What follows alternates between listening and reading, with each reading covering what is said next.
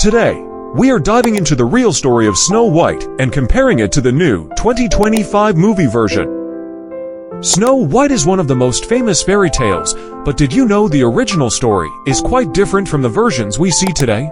Stay with us as we uncover the truth behind Snow White, explore the latest changes, and learn important moral lessons throughout the video.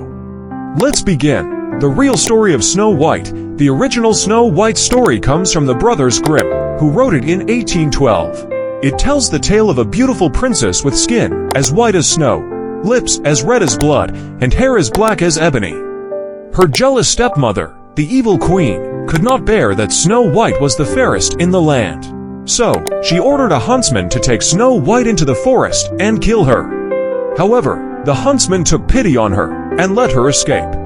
Snow White wandered through the forest until she found a small cottage belonging to 7 dwarfs. They took her in, but the evil queen soon discovered that Snow White was still alive. Using 3 different tricks: a corset to suffocate her, a poisoned comb, and finally a poisoned apple, she tried to kill her. Snow White fell into a deep sleep after eating the apple.